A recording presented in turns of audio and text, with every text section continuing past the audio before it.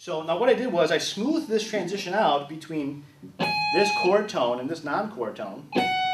Remember, this is in the first chord. I play this when we go to the next chord, which is dissonant. And we started off with this big tension up here.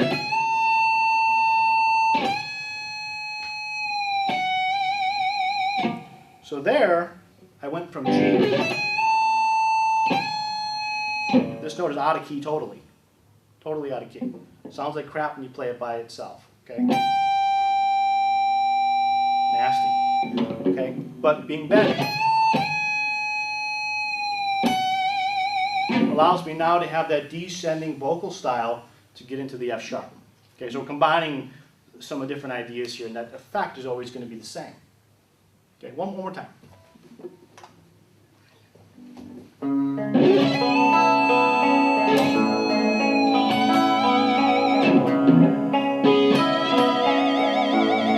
That was the third again, from 5 to 3.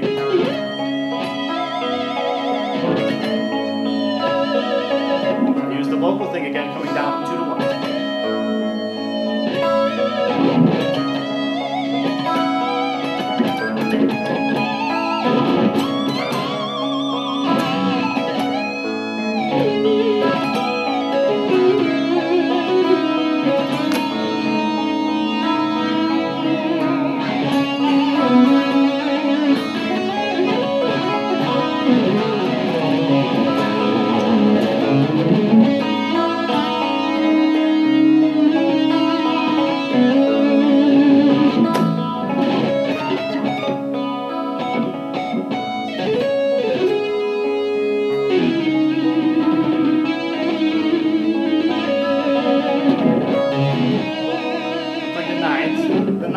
Has that, play just a C sharp minor chord.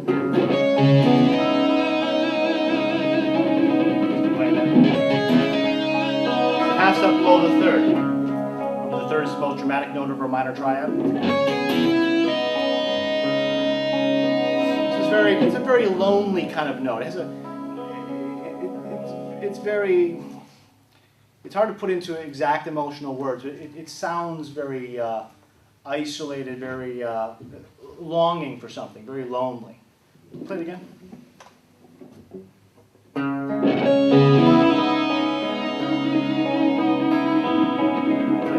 Continue the rhythm progression.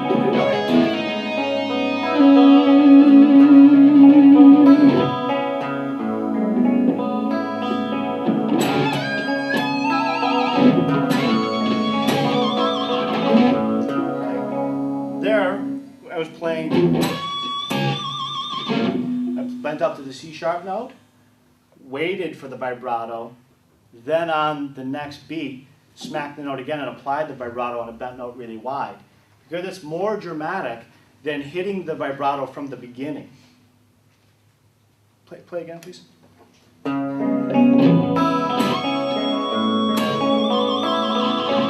Isn't that more dramatic than this? It's not as cool.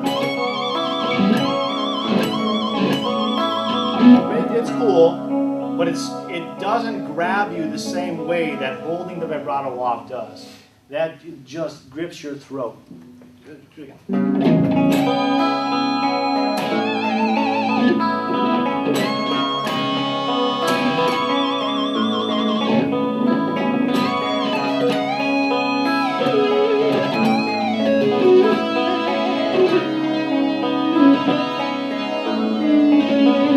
Try to use a lot of the same ideas so you can hear them over and over again. Okay. Anyway, the main point is that these thoughts that I have are removed. They've just been eliminated over long periods of time by going through and not having to think about it. And the way I would get to that point is asking myself either how do I recreate this, and then how do I recreate it all the time, and what do I have to do right now to get that sound, and start memorizing what different feelings sound like and be able to identify them. And brings up a very special point about music theory. You know, people misunderstand what music theory is. There are those who know nothing, and they think that music theory is just a bunch of set of rules that restrict you. that couldn't be further from the truth. And then there is the vast majority of other people who do know something about music theory, and they think that music theory is a way to organize music or to explain things, or used for analyzing pieces of music where you can see how things are put together. And that's how it's generally taught in colleges and universities. Okay, that's the way I learned it. But if you really think about it on a very deep level, music theory is a really, at a more advanced level, is about understanding what you're hearing and why that creates the emotion that it does. It's not about what chords are in what key and what Roman numeral is this and what kind of modulation is this. That's the nuts and bolts stuff that you learn when you're a student, when you go to school or take lessons or whatever.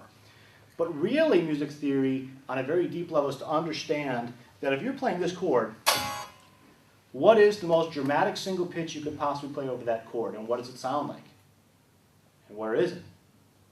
That's music theory beyond anything you're going to find in most books, to really know that. Music theory of understanding that if I manipulate the half steps above every chord tone, or below every chord tone, that's going to create lots and lots of tension. And if you resolve that tension in a variety of certain ways, each one of those different ways can be explained. There's nothing that you can play that music theory can't explain. And when you understand that and know what those things are, then you can recreate that anytime that you want. You can recreate any emotion that you want, anytime that you want. So for example, composers who wanted to, here's a good example. Composers who wanted to have a feeling of lament often would make bass lines descend downwards, either chromatically, using modulations or notes out of the key, or stepwise through the key. Okay? Beethoven used this all the time. Chopin used it all the time. This descending, crawling down as chord change on top, that's associated with feeling of lament. Okay? So if you know that, and you understand the basic ideas of how that works, when you want to create a lament feeling using just the bass line and putting other things on top of it, you can instantly go right to that. It doesn't mean that that might be the only thing that you would use, but if you want to instantly create that sound, and you understand, you have this memorized, then that's one way how to do it. Does that make sense? Okay, so music theory has got to go eventually beyond, your understanding of it should go beyond, these are the notes, these are the keys, these are the key signatures, these are the chords, You get past all of that and understanding this emotion is caused by doing that, that, or that. This emotion is caused in this context by doing this. But in this context, if you do that, but in that context, if you do that same thing, it doesn't cause that same feeling. It's just like if you play an E note over an E minor chord, it has a certain feeling. If you play that same E note over a C chord, that E note doesn't sound anything like what it did in the first case, even though it's exactly the same pitch. Make sense? Yeah, absolutely. All right. So now you got a big, big, long answer to your question.